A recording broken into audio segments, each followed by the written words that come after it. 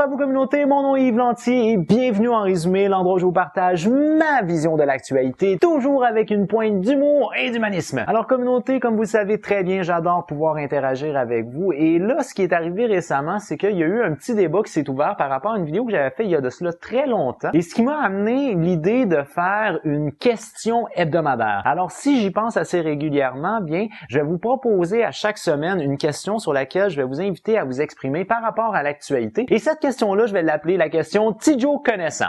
Alors, pour les usagers qui sont originaires de France, Tidjo connaissant, c'est une expression québécoise qui veut dire quelqu'un qui pense tout savoir. Alors, moi, je prends toujours l'actualité avec une pointe d'humour et d'humanisme. C'est la raison pour laquelle je veux pas non plus amener dans des très grosses discussions philosophiques. Je veux quand même qu'on prenne ça d'une manière relativement légère. Alors, je vous invite à participer en commentant avec la question Tidjo connaissant que je vais introduire cette semaine. Alors, communauté, la première chose que je voudrais mentionner, c'est vraiment un très court accroche, mais quand même, je voudrais le mentionner. C'est une photo que j'ai vue par rapport aux élections fédérales qui sont en cours en ce moment au Canada. Alors, ce qu'on peut voir dans cette photo-là, finalement, c'est les deux chefs des deux grands partis actuellement au Canada, c'est-à-dire le chef du Parti conservateur et le chef du nouveau Parti démocratique, qui vont être actifs sur Tinder. Alors, Tinder, c'est quoi? Ben, c'est une application pour les jeunes célibataires, du moins on souhaite qu'ils soient célibataires, qui veulent rencontrer des nouvelles personnes. Et là, ce qu'on voit sur cette photo-là, finalement, c'est une interface qui ressemble à l'application de rencontre Tinder, où Stephen Harper a un match avec Thomas McClare. Alors l'image, moi, m'a fait beaucoup rire et c'est quelque chose qui peut rejoindre beaucoup les jeunes parce que c'est une application qui est quand même très populaire.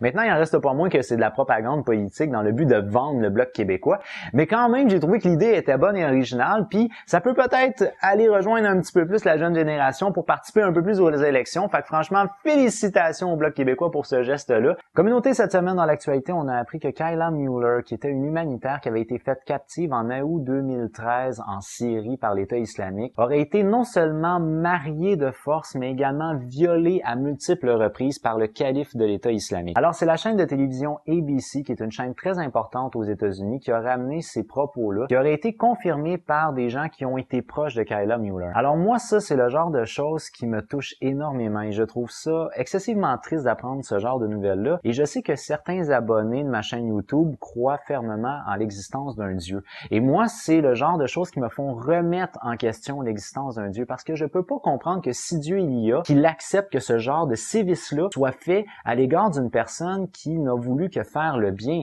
Cette femme-là n'était pas présente en Syrie dans le but de combattre ou de s'impliquer dans le conflit. Elle était présente en Syrie dans le but d'aider les gens qui subissent le conflit. On peut dire d'une certaine manière que justice a été rendue dans la mesure où le calife a été tué lors d'un bombardement de la coalition contre l'État islamique, mais il en reste pas moins que c'est une nouvelle qui est selon moi excessivement triste dans la mesure où c'était une femme aux valeurs humaines très fortes qui a été détruite par l'homme.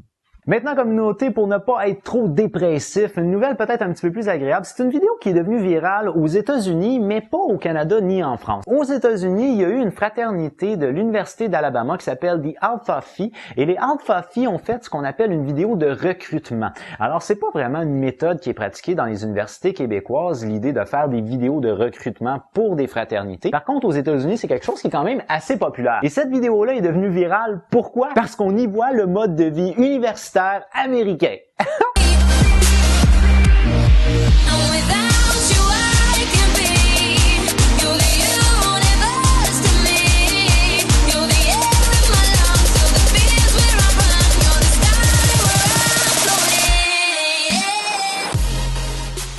Ce qu'on peut voir là-dedans, c'est des très belles jeunes femmes qui s'habillent de manière quand même très sexy et qui vont à l'université. C'est-à-dire que elles comparent leur kitex, elles ne sont pas capables d'attraper un ballon à 8, puis elles font le party toute la journée. C'est là que je me dis, moi, j'aurais dû aller étudier aux États-Unis.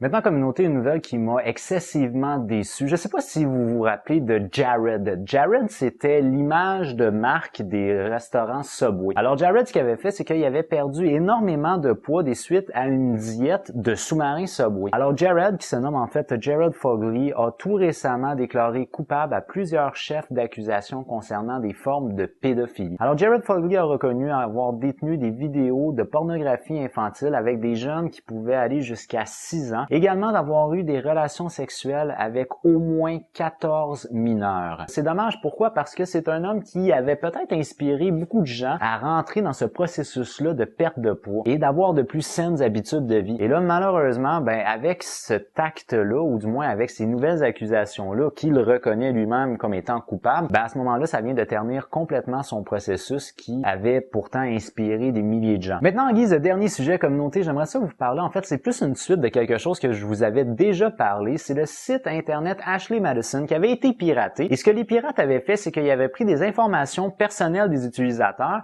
Ils avaient menacé le site internet. Si vous fermez pas vos portes, on va publier ces informations personnelles-là. C'est-à-dire qu'on va démasquer les infidèles d'Ashley Madison. Alors, pour ceux qui le savent pas, Ashley Madison, c'est un site internet qui permet aux gens de faciliter des relations extra-conjugales. Donc, finalement, c'est des personnes qui désirent faire acte d'adultère qui vont passer par Ashley Madison. Et là, les pirates ont décidé de donner suite à leurs idées. Alors, ils ont publié multitude de noms. Donc là, on parle peut-être de dizaines de milliers d'adresses email, de numéros de carte de crédit, de noms, etc. Et même des photos, semble-t-il, personnelles. Et ce qu'on peut retrouver là-dedans, c'est plusieurs adresses email et coordonnées de membres de forces de l'armée. Alors, ça touche entre autres beaucoup l'armée canadienne, mais il semblerait que ça touche aussi beaucoup l'armée américaine. On parle d'un total de 170 adresses de soldats de l'armée canadienne qui auraient été dévoilées dans cette première vague de leaks par rapport à Ashley Madison. Et moi, ce que j'ai trouvé peut-être le plus drôle là-dedans, c'est que la ville d'Ottawa, qui est assurément pas la ville la plus populeuse au Canada, détient le titre de capitale des infidèles. Alors, la ville d'Ottawa dénombrait rien de moins que 55 000 utilisateurs en 2013. Alors, les pirates ont décidé de donner suite à leurs idées. Et moi, je vous dirais pour une seconde fois, communauté, this is karma, bitch! Alors, sur ce, communauté, pour moi, c'est déjà tout. J'espère que vous avez apprécié ma vidéo. Si vous l'avez aimé, n'oubliez pas d'y donner un petit j'aime. Si vous l'avez vraiment aimé, bien entendu, vous pouvez la partager. Ça me fait toujours plaisir d'accueillir des nouveaux abonnés. Sur ce, communauté, moi, je vous dis à jeudi prochain. J'ai déjà hâte de vous voir. As always, with love. Bye bye!